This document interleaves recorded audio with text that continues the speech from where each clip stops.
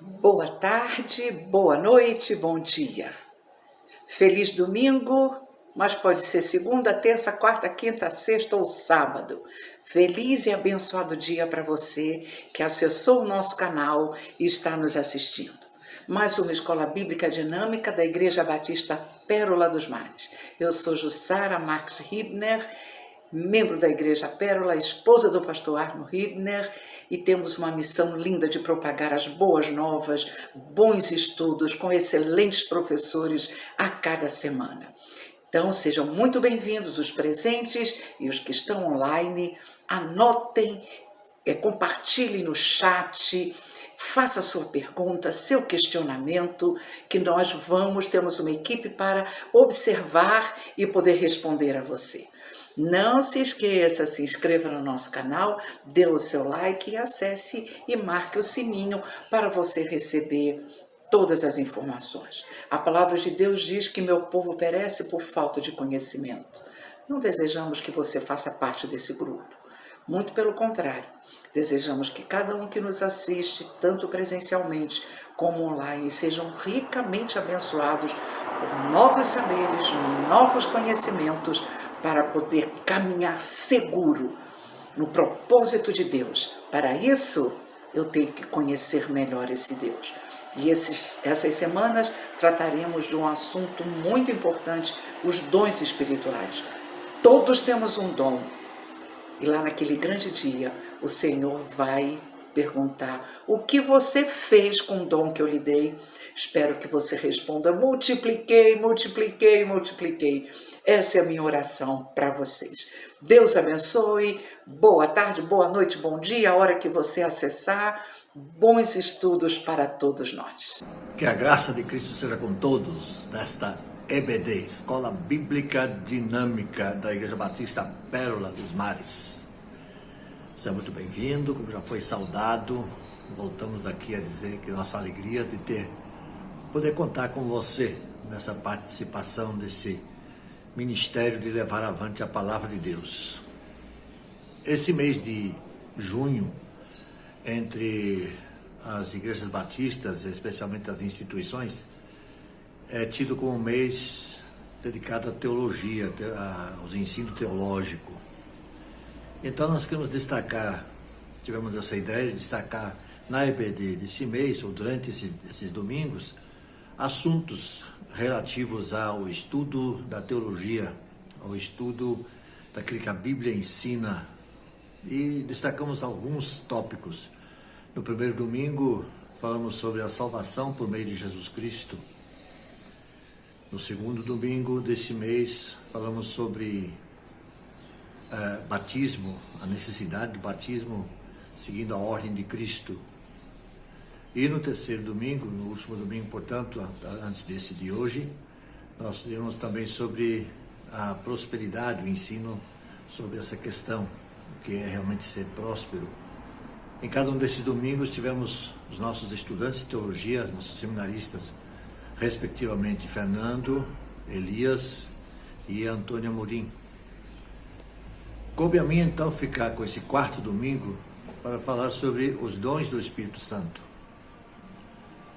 Aí eu estou meio que terceirizando essa tarefa e encontrando vídeos já de estudos já realizados pelo pastor Luiz Saião, da Igreja Batista IBNU, nossa parceira. Nós então encontramos 2 estudos que nós vamos apresentar hoje e no próximo domingo sobre o assunto dons do Espírito Santo. Eu poderia falar sobre o assunto, mas em se tratando de Luiz Saião, ele navega em águas mais profundas e nós seremos beneficiados com a participação dele sem dúvida alguma, né? Então hoje vamos ter a primeira parte e no domingo seguinte, no próximo domingo, a segunda parte. Depois teremos um terceiro momento, não sobre esse assunto diretamente, mas vinculado a esse assunto, que é batalha espiritual. Portanto, no segundo domingo de julho, nós teremos então, ainda com o pastor Saião, batalha espiritual. São assuntos, portanto, interligados, que de certa forma têm a sua vinculação. Então hoje, a primeira parte, vamos então saudar aqui o nosso querido Luiz Saião, que vai trazer esse estudo da primeira parte e domingo que vem na sequência. Que Deus abençoe.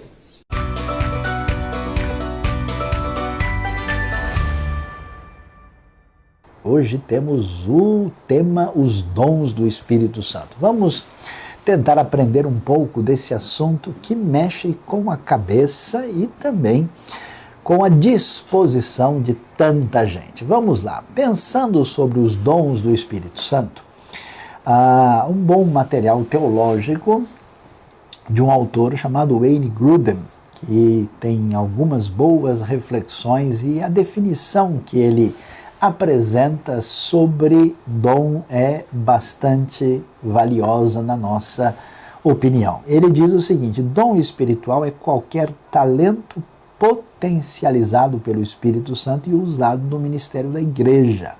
E aí você vê alguns textos do Novo Testamento que têm a ver com os chamados dons do Espírito Santo e, portanto, a compreensão de que esse talento, que é essa capacidade, qualidade que temos na nossa vida, que tem a ver com aquilo que nascemos e desenvolvemos, quando a pessoa entra na relação de sintonia com Deus depois de receber aí a nova vida, nova natureza em Cristo Jesus, agora isso é direcionado e potencializado pelo Espírito para ser usado para servir no corpo de Cristo. Então, a importância desse entendimento é ver que o dom não é uma coisa dissociado daquilo que somos e nem da nossa história.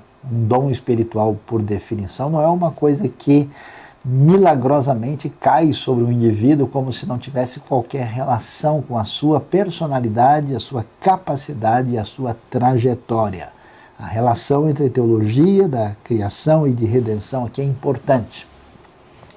E pensando sobre essa questão, vamos aí entender um pouco mais do assunto. Olha lá, os dons espirituais no entendimento bíblico, eles são concedidos para um determinado propósito. O que é? O crescimento espiritual, a edificação, usando uma palavra bíblica, daquele que é discípulo de Jesus. E também com o objetivo final da expansão do Evangelho. A missão da igreja é anunciar as boas notícias a todo mundo, a todas as nações. Então, os dons fazem parte desse conjunto de elementos que concorrem para o benefício da missão da igreja, e algumas coisas são importantes. O Novo Testamento, especialmente o apóstolo Paulo, em 1 Coríntios, vai enfatizar que ninguém recebe todos os dons e que é muito importante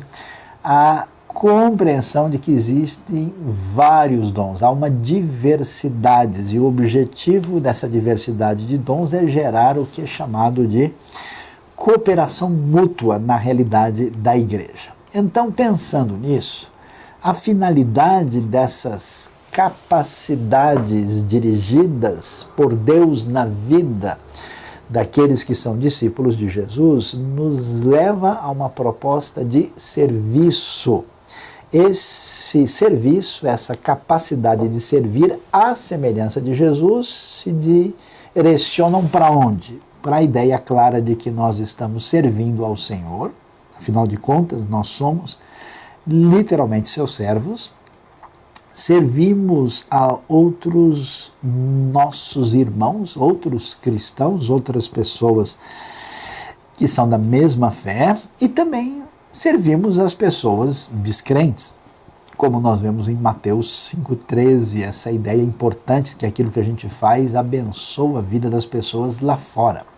E pensando sobre isso, vamos começar vendo um texto do Novo Testamento, em 1 Coríntios 12, já que nós temos alguns textos que tratam do assunto, e um texto que nos dá assim a diretriz sobre como pensar sobre dons, aparece no início de 1 Coríntios 12. Lembra a carta de Paulo aos cristãos de Corinto que estavam enfrentando uma confusão, uma dificuldade na sua caminhada aí confusa diante do desafio ministerial.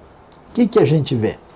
Paulo diz: irmãos, quanto aos dons espirituais, não quero que vocês sejam ignorantes. Há diferentes tipos de dons, mas o Espírito é o mesmo.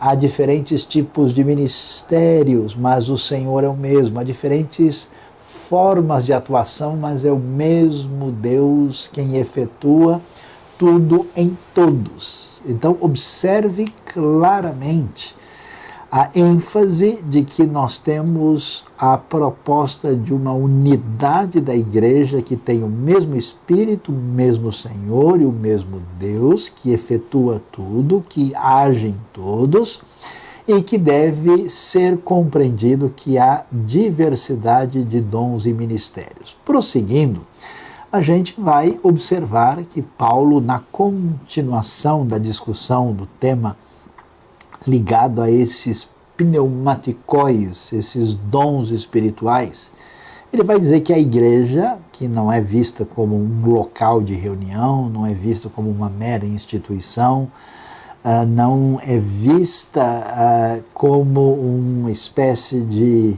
encontro de amigos para objetivos outros, ela é o corpo de Cristo. Esse corpo tem diferentes membros que devem estar trabalhando harmoniosamente e que têm um objetivo comum. Isso é importante, porque às vezes a igreja pode ser desvirtuada para outro propósito e não tem a relação de caminhada que o texto bíblico apresenta. E assim, os membros da igreja, com esses diversos dons, devem trabalhar em harmonia para o benefício de todos. Os dons, portanto, são como que ferramentas à disposição dos diversos ministérios da igreja. Então, é muito significativo, importante entender sobre isso. Sabe por quê? Porque na fé, a gente não é alguém que só estuda e entende realidades doutrinárias e teológicas. A gente não é uma pessoa que simplesmente tem o coração e as emoções assim atingidas e nós somos internamente abençoados pelo que o Evangelho nos apresenta, mas nós também temos a nossa vida dedicada ao serviço para beneficiar tudo aquilo que envolve aqueles que devem ser aí atingidos pelo crescimento do reino de Deus. Então é a comunidade do serviço à igreja. E algumas coisas muito importantes merecem destaque. Como é que a gente compreende isso? Vamos lá. O que é, de fato, um dom espiritual e qual é o seu objetivo? Vamos ver algumas coisas, vamos ver que não podem ser esquecidas de jeito nenhum.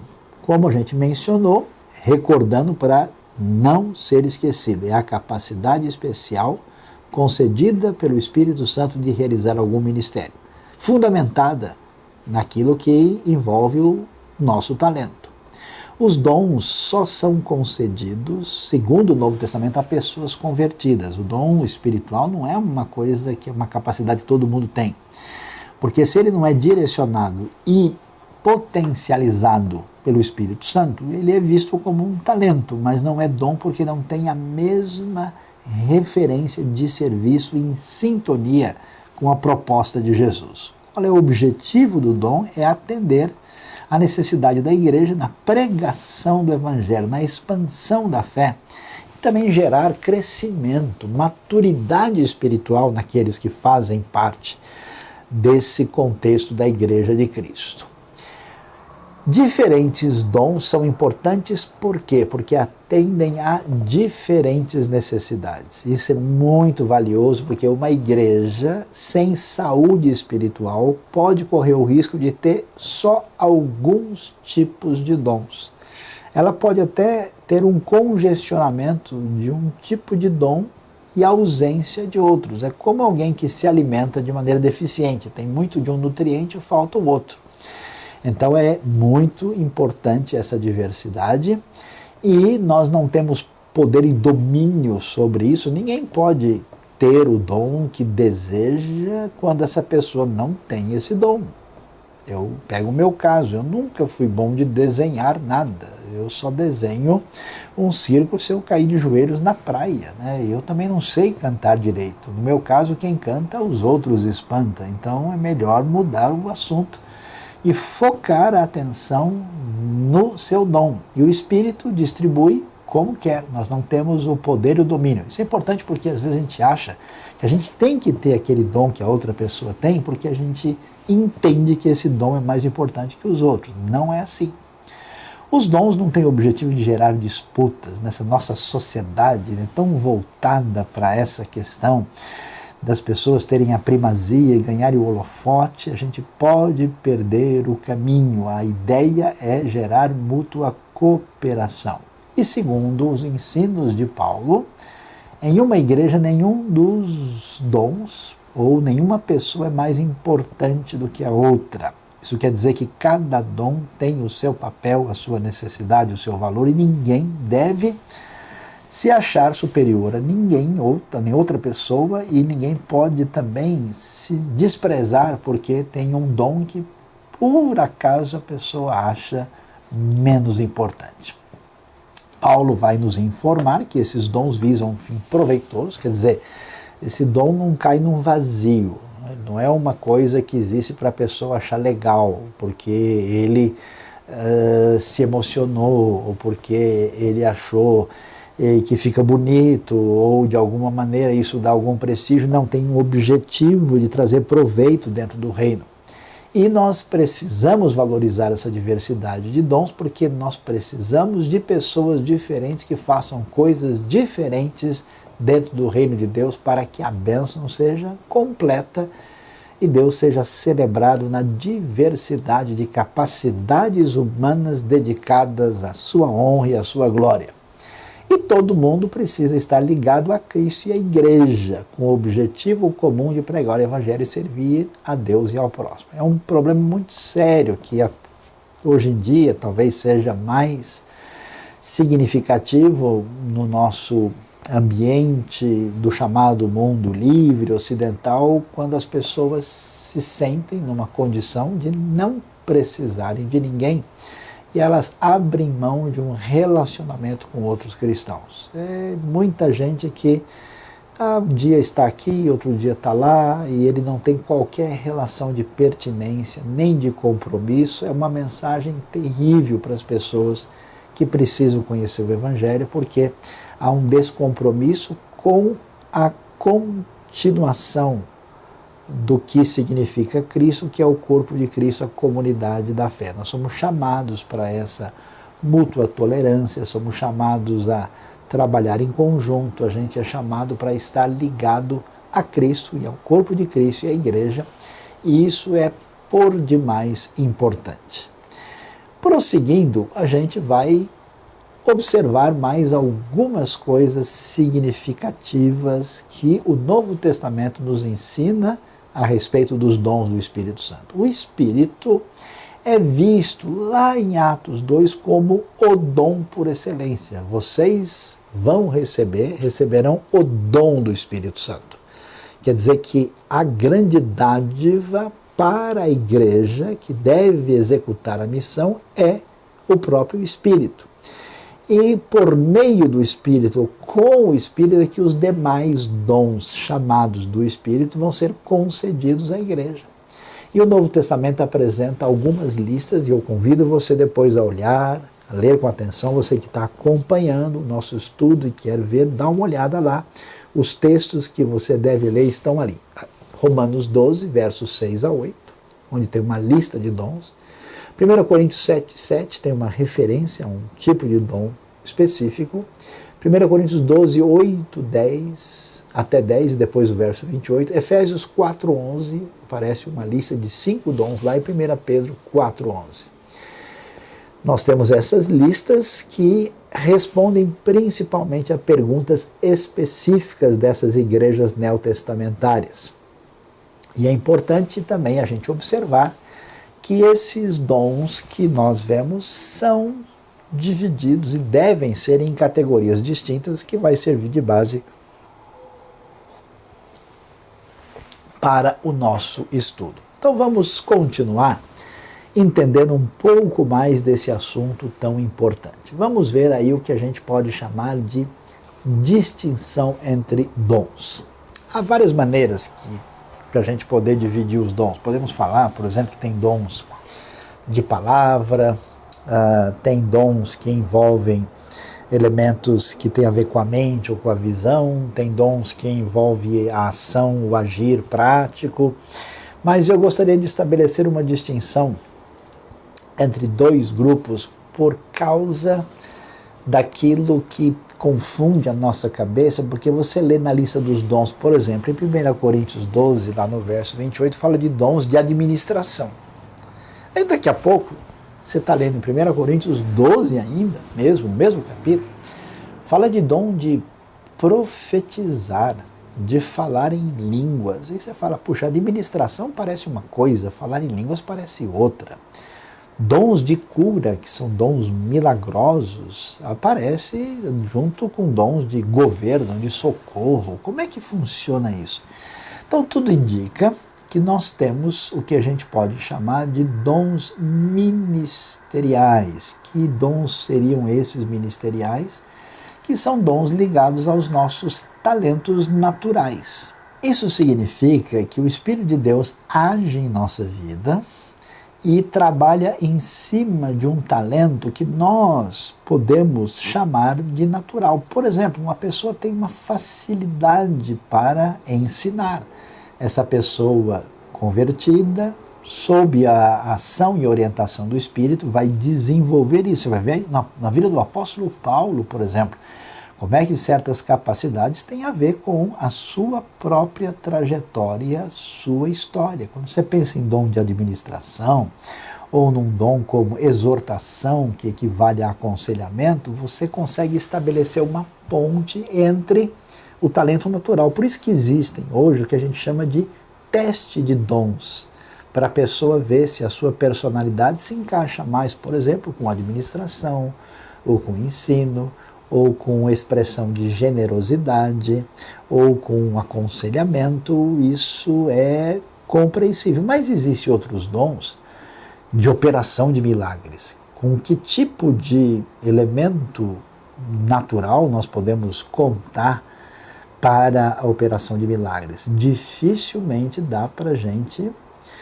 relacionar isso com aquilo que tem a ver com os nossos talentos. Por isso esses dons que são milagrosos, ou como preferem alguns, miraculosos, é adequado chamá-los de dons manifestacionais. Por quê? Porque 1 Coríntios 12, 7, quando está descrevendo dons desse perfil, fala que a manifestação do Espírito é dada a cada um. E aí nós vamos perceber que esses dons têm um perfil um pouco diferente dos dons ministeriais. Por exemplo, quem administra, aconselha, ensina, parece ter à disposição a possibilidade de fazer isso o tempo todo, de modo permanente. Mas quem opera milagres ou cura, ou que fala uma língua pelo poder do Espírito, nem sempre vai poder fazer isso por sua decisão, porque isso é uma manifestação do poder do Espírito. Entendendo isso, nós vamos então descobrir que temos esses diversos dons ministeriais e, entendendo bem, esses dons estão fundamentados em nossas capacidades. Devemos compreender que o dom espiritual é o redirecionamento do Espírito à capacidade dada por Deus. Alguém tem esse dom, esse talento, digamos assim, e agora usado pelo Espírito na nova vida. Isso tem um redirecionamento vetorial para que esse dom sirva à comunidade, a Deus, de maneira diferenciada. E, portanto, como mencionamos, vale muito a pena fazer um teste de dons. Mesmo que um teste revele, e se você for fazer isso, eu aconselhamos que você faça, você vai ver que vão surgir dons variáveis. Quase todo mundo que eu conheço que fez um teste de dons se encaixa em pelo menos, na média, 3 dons diferentes. E a pergunta que a gente faz é: qual é o dom que eu vou escolher? Já que eu fiz o teste, uma lista grande, e me deu ali a possibilidade maior de 2 ou 3 dons, porque você se encaixou numa categoria mais específica. há pessoas que são mais relacionais, tem esse perfil mais pessoal, tem gente que é mais, vamos dizer, racional, mais crítico. Uma pessoa que tem dom de discernimento, por exemplo, não é a mesma que tem o dom de aconselhamento, né? Mas quando você prestar atenção nos dons que você pode perceber na sua pessoa, sempre vai haver um dom principal, que a gente chama, com a boa literatura que discute o assunto, de dom motivacional. Quer dizer, aquilo que você tem a maior satisfação de fazer. Aquilo que você faz e você realmente percebe que Deus está usando a sua vida para o benefício dos outros, e você encontra aí esse ponto de bênção para os outros e o seu coração em plenitude de sintonia com o serviço, o que é o melhor dos mundos. Às vezes você tem até um dom que você executa, mas não é, digamos assim, a paixão do seu coração no serviço. Eu conheço pessoas que executam certas coisas e eles fazem porque precisa, porque é uma necessidade, mas é aquele negócio que, usando uma linguagem bem popular, dificilmente a pessoa veste a camisa, né? Eu conheço gente que tem dom de evangelizar, impressionante. Eles evangelizam naturalmente, sem esforço nenhum, estão sempre dividindo a palavra e falam com uma espontaneidade total. Entendendo isso, vamos adiante e agora prestando atenção ao ensinamento que aparece em Romanos capítulo 12. Dá uma olhadinha no texto aí. Portanto, irmãos, rogo-lhes pelas misericórdias de Deus que se ofereçam em sacrifício vivo, santo e agradável a Deus, esse é o culto racional de vocês. Paulo diz, olha, vocês conhecem o sistema de sacrifício antigo, pois é, agora Deus quer vocês no altar sendo plenamente oferecidos. Esse é o culto verdadeiro, genuíno, que é o sentido da palavra racional aqui.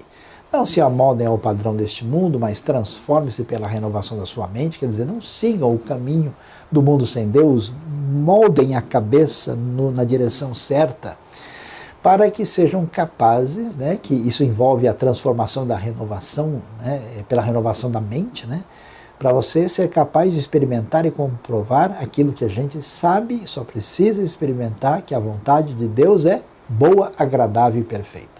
No serviço a Deus, nós entendemos e descobrimos isso na prática.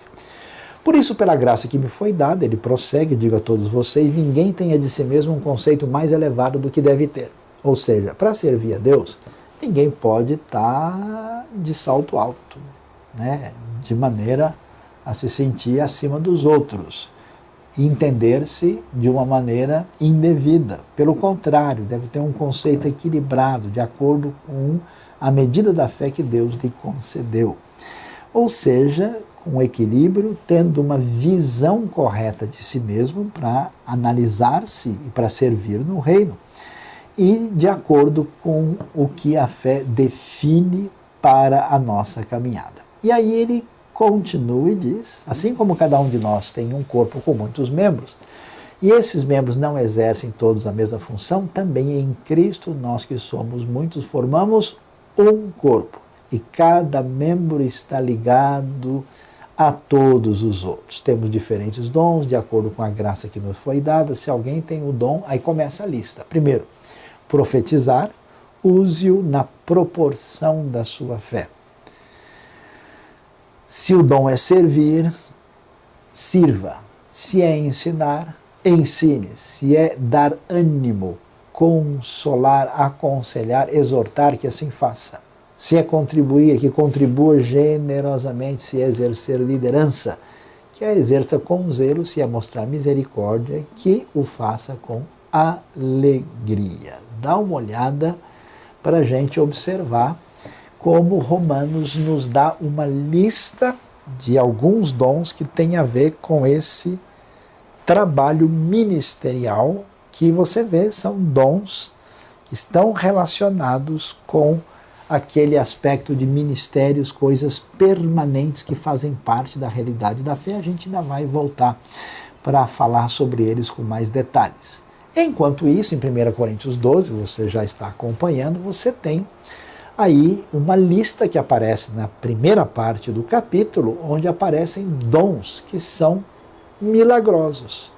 Nesse caso, todos eles estão ligados a essa manifestação do Espírito que é mencionada no verso 7. Quais dons são? Palavra de sabedoria, palavra do conhecimento, que parece ser direção específica do Espírito para orientar uma pessoa numa situação em que a gente não tem condição de saber como caminhar.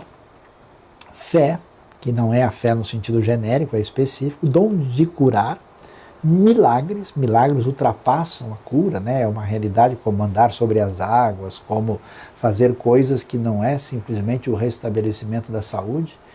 Profecia, discernimento de espíritos, línguas e interpretação de línguas. Ao mesmo tempo, no verso 28, nós temos uma menção de outros dons, e aqui nós temos uma mistura, porque está falando da importância deles. Então tem apóstolo, profeta, mestre, milagres, variedades de curas, socorros, administração e línguas, na lista de 1 Coríntios, conforme pudemos observar.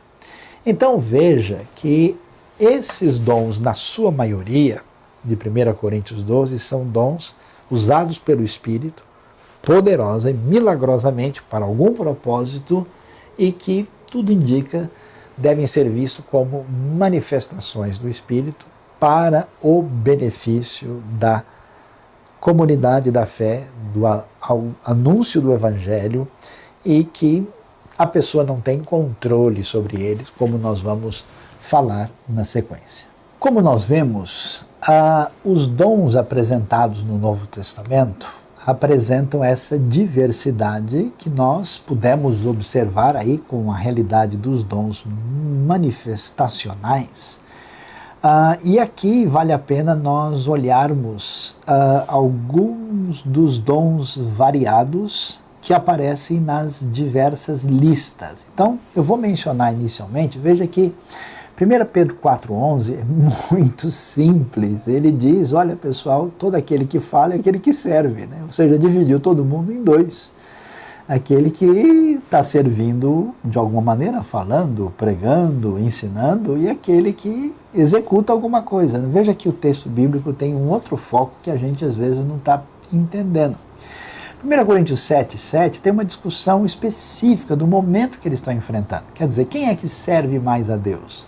Quem está sem vínculo matrimonial, como o apóstolo Paulo, ou uma pessoa que está cuidando da família? Os dois são importantes. Por isso ele vai apresentar o celibato como um dom, que não é apresentado como obrigatório e necessário para todo mundo, e ao mesmo tempo também apresenta o casamento nessa dimensão de estar ligado a um tipo de ministério cristão. Agora, as listas mais detalhadas, que vamos dizer assim, apresentam um eixo mais geral do assunto, aparecem em Efésios e em Romanos. E aqui essas listas precisam de uma atenção maior, porque aqui nós temos dons ministeriais, e ainda que o texto, atenção, não tem a intenção de apresentar para nós uma lista exaustiva, ele está respondendo a questões circunstanciais no contato com a igreja local. Esses são dons importantes destacados no contexto neotestamentário. Então veja que Efésios fala de apóstolos. Existe um sentido de apóstolo que pertence somente ao grupo dos chamados por Jesus para serem testemunhas da sua ressurreição, e esse dom apostólico, digamos assim, está encerrado no conteúdo dos escritos dos apóstolos. Nós não temos mais apóstolos nesse sentido. Nós temos a doutrina apostólica que ficou revelada naquilo que Deus nos deixou. Mas há um outro sentido que aparece, por exemplo, em Atos 14:14, quando Barnabé, que não faz parte desse grupo, é mencionado e chamado de apóstolo. Isso é um missionário pioneiro que vai dar início a uma obra. Esse é um tipo de dom. O profeta é aquele que proclama, que fala a palavra divina. E é interessante porque profecia nem sempre está relacionada com uma coisa sobrenatural. Nós vamos ver ainda, hoje não será possível, na próxima aula, porque o assunto é longo aqui, nós vamos falar sobre os dois tipos de dom profético que são derivados dessa realidade da profecia neotestamentária. Nós temos o evangelista, né, que anuncia a mensagem do evangelho, e interessante, pastor-mestre. A gente tem a tendência de enxergar o pastor como uma pessoa que ajuda a gente na hora que está difícil. No Novo Testamento, a ideia principal de pastor está ligada ao ensino da palavra de Deus. Ele conduz, mas não conduz somente ajudando na hora que machuca, conduz no sentido de dizer para onde a ovelha deve ir. Aliás, as ovelhas se machucam exatamente porque não escutam a orientação do pastor. Hoje em dia tem muita ovelha que é mais bode do que ovelha, e aí fica difícil caminhar. Por isso o pastor, ele é também mestre.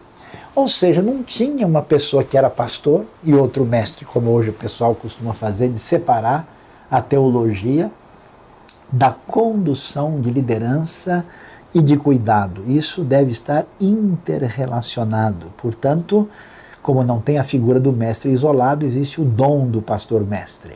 Em Romanos 12, a outra lista aparece. Profecia, que nós já mencionamos, que tem que ser em conformidade com a fé. Serviço, que deve se desdobrar nos diversos elementos ligados à diaconia, que tinha a ver com essa disposição de abençoar o outro por aquilo que eu faço. O ensino, que está ligado ao procedimento do pastor-mestre, mas não só exclusivamente dele, tem pessoas que podem caminhar ajudando o ensino. O encorajamento, que é a mesma palavra que envolve aquilo que a gente chama de admoestação, que a gente chama de capacidade de aconselhar ou de exortação. Quer dizer, é o direcionamento, é essa capacidade de aconselhar, às vezes consolando, às vezes dando aquela encorajada necessária. Contribuição, esse desprendimento especial para o crescimento da obra de Deus, tão importante. Liderança, que é essa capacidade de mobilização, né? E, finalmente, uma das coisas mais especiais diante das pessoas que sofrem dificuldade, a manifestação do ministério de misericórdia. Fique ligado, por enquanto é isso que nós vamos ver. Esses dons são permanentes e necessários, e você estude, preste atenção, veja cada um desses textos, e na próxima aula nós vamos ter o desfecho do nosso curso sobre o Espírito Santo e vamos estudar a segunda parte dos dons espirituais.